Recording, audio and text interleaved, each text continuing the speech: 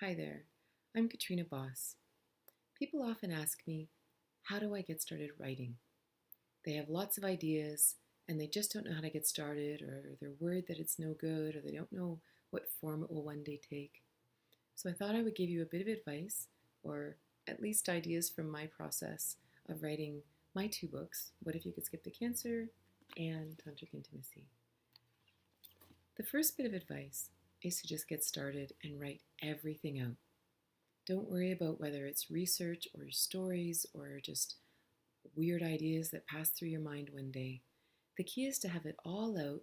There will be an editing process later, and you can sort through it and piece it together later. The key is to have all the material there in front of you. Whether it ends up in the trash or it ends up as golden, you can find out that later. The key is to let the creative process flow now. They used to say that Ernest Hemingway said, "Write drunk, edit sober." Apparently it's not true, but it's a funny saying. I don't recommend writing drunk, but I do recommend writing as if you're drunk, to let the inhibitions go. Don't worry about how it's going to end up. This is what let the real creative process flow. That's really all that matters. My book, What If You Could Skip the Cancer, began as a 350-page manuscript full of my story, research, thoughts, fury, opinions, all kinds of things. And by the time it went through the magic between my editor and myself, it got down to 125 pages. And I'm really happy with it. Everything I wanted in there is there. So imagine kind of shooting for the stars and imagining a huge manuscript that maybe will come down to something that people can actually read, in a couple of days. The second thing is to don't think about publishing it. Just let all that go for now. A little while ago, I met a man at a show, and he began writing when he was homeless. And he was so inspired by the kindness of strangers, he just started writing. And he realized he loved writing. Writing can be a great joy, just like a painter painting on an easel, the joy of seeing something come together. There's a real beauty and real pleasure in that. So this guy just wrote. He just wrote and wrote and wrote and wrote. And once he realized he loved writing, then he decided to write short stories. Then he wrote some novels. He even wrote a screenplay. He never published any of it until a year ago. I think he had about 25 pieces of various genres and all kinds of different, books, novelettes, articles, everything. And he decided to start publishing it. And a year ago, he actually had them bound, and now he travels all over selling them. But the joy of his writing just flows through him, whether you're talking to him or reading his books. Talking to him so inspired me, because so often I only write nonfiction books or nonfiction articles, or I really consider a need out there in the world. And he really kind of inspired me to write more from joy again, as I used to, maybe more as a child, before university and studies got a hold of me. So to really begin, just write for the joy. Don't get caught up in publishing. Don't get caught up in making money through it. Just really write for the joy of it and see what happens. You may not even know what you love to write or how you love to write. Maybe it's fiction, maybe it's nonfiction. To kind of just let the creative process define it for you as you go. The third thing is to really think about why you want to write. So I want to share with you some of the reasons I've written, and maybe that will stimulate thought or click with you in some way. When I wrote What If You Could Skip the Cancer, it was for a few reasons. The first reason was I really didn't want to tell the story anymore. After I had the miraculous healing and I went through this process, at the beginning I was really excited and passionate when I tell the story. But after a while, I started skipping parts, kind of hurrying to the end, and I heard myself becoming very robotic in telling the story. And I realized that, wow, maybe it was time to move on. Maybe it was time to start a new story, a new chapter. But I didn't want to lose the story because it's a great story and lots of people wanted to still hear it. So I wrote it out just actually so that I wouldn't forget some of the important pieces. And in that process grew something really actually better than my initial telling of the story, because I had actually done research that kind of quantified the experiences I'd had and understood why people had spontaneous remissions and things like that. So writing the book became that way that I could say, I can tell you the story, but I actually wrote this book that would really be more beneficial for you. The second reason I wrote that book was that people wanted to hear my story because they wanted to replicate what I did so that they could heal themselves of cancer. But that isn't the way it works. The way it works is, well, at least my process was going inside and hearing guidance and actually following that. But each one of us has different guidance depending on what we're going through. So the book actually became teaching people how to access the guidance within. So it actually became kind of a how-to, I guess, so that people could find their own connection and their own guidance and their own kind of cure equation that was perfectly unique for them. The third reason I wrote that book was actually because I was angry. I was sort of angry with how cancer was being treated, and I was angry at the fear that was rising in people when we had this incredible, amazing ability to help ourselves. And the final kick I got that finally got it published was when women started cutting off their breasts, even if they didn't have cancer. The fear was so high. Women who didn't even have cancer that ran in their family, they were just having radical mastectomies. And, nothing against anyone that's ever done it, but that just lit a fire inside of me, and that was the passion that finally got it out. So if you have that kind of passion and you have something that you really want to get out to the world, then that is a great reason to write articles or a book.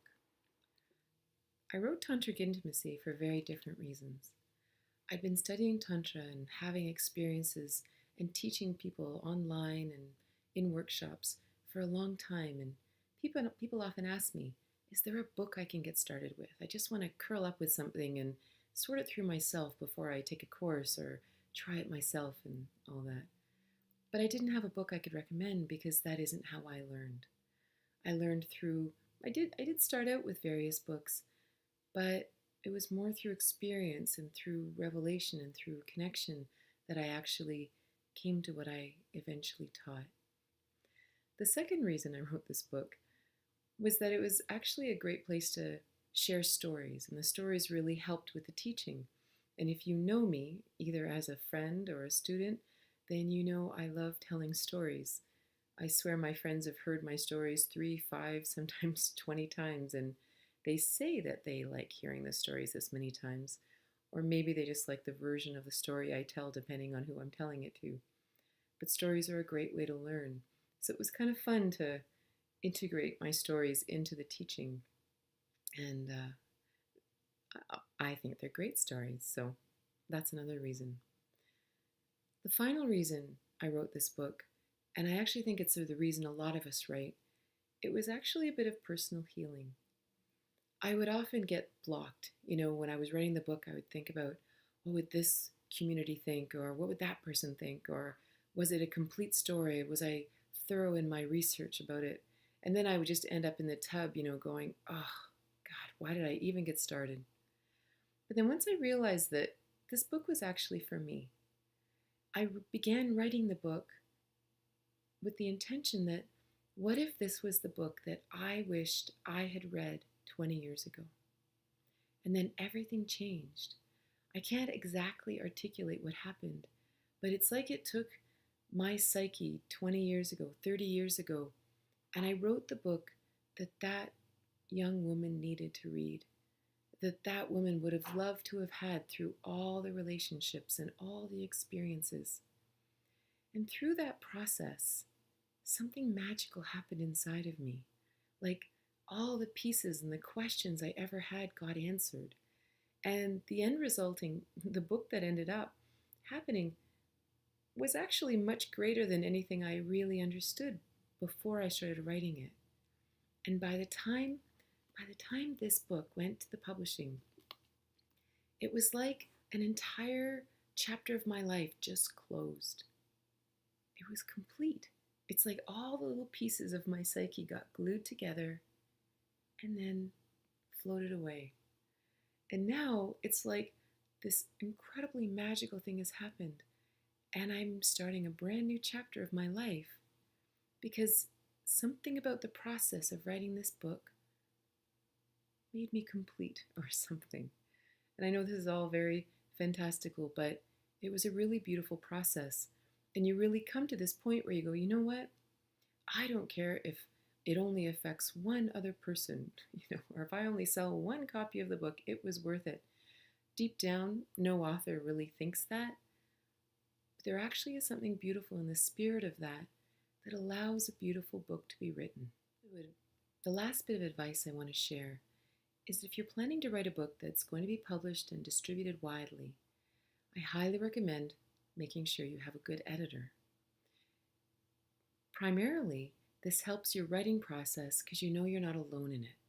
This allows you to just write, get it all out there, because you're going to have someone there who will be the eyes of the reader to kind of help you sort out what's needed and what's not.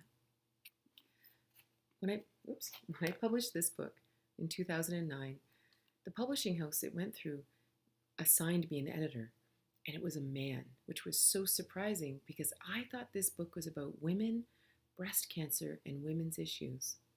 So I had all of this research, I had all this stuff about women and everything. I had stuff about disease in general and happiness in general, but a lot about women. But my editor looked at it and he said, this book isn't just about women. It's for everyone. It's for men. It's for people with heart disease or diabetes. It's for people who don't even have any disease at all, but just want to be happy and be able to hear and trust their inner guidance. So through the help of this man, the book became this incredible book that still addressed women and women's issues and breast cancer, but also spoke to everyone. And without him, I would never have gotten to that place. And I'm so thankful that I began with this 350-page manuscript that he could help me sort through, that I hadn't edited things out of it before I really had that great eye of the potential reader on it to really sort through what the end result would look like. When I published this one, I self-published, and so I hired an editor. And this woman, Sarah Stibitz, was amazing. And she was so funny. She went through the manuscript, and then she messaged me and she said, so I have some ideas about how to reorganize the chapters. And you could tell she was being so sensitive because she was used to working with, creative artists who we kind of hold our hearts pretty, we hold our work pretty close to our hearts. And we necessarily we don't take criticism well sometimes. And you could tell that. So she was being really careful, trying to say the right things to me. And so she's like, I kind of think we should reorganize it and all that kind of thing. Really what she wanted to do was move the sexy stuff closer to the center so there was kind of a crescendo that people wouldn't get bored. And I think it's a good idea. But so I said to her, it was so funny. She said, I really like to do this. I don't want to piss you off or anything. And I said, you know what? Just do whatever you want. Trust your intuition. I hired you for this, for this purpose. Reorganize it. Do exactly what you think you want to do, and we can talk about it later. Because the truth is, I'd had such a good experience with my first editor. I actually really wanted to see what she'd come up with. And it turned out beautifully and brilliantly. And a lot of things that I thought would be included in the book, they weren't included. And then there were other things that I had to write to actually fit this new format. And what knowing that you're going to have a great editor does is it just frees you up to just put it all out there. Don't edit it first. Trust that you're going to have a team later, even if it's just a team of 2, to really help smooth this out and even maybe reformulate it, especially if it's nonfiction. I can't highly recommend a great editor enough, and because it really just brings your heart so much peace in the creative flow process. So I hope this helps. I hope some things resonated with you. I hope you have the confidence to sit down and write and really be able to share whatever amazing things are flowing through your psyche. You've had so many great experiences. You have a very unique perspective to share with the world. And there's something beautiful about sitting down and allowing that to flow out of us. And to be honest, as a writer, I'm mostly surprised at what comes out. As much as it's my story and it's things I understand and things I share, when I allow that flow to happen, when I just completely release all the editors within me, I actually really enjoy reading what I've written. It's a beautiful process. So good luck. I'd love to hear about what happens. I'd love to hear about your process. I hope you have a great day, and I hope to see you soon.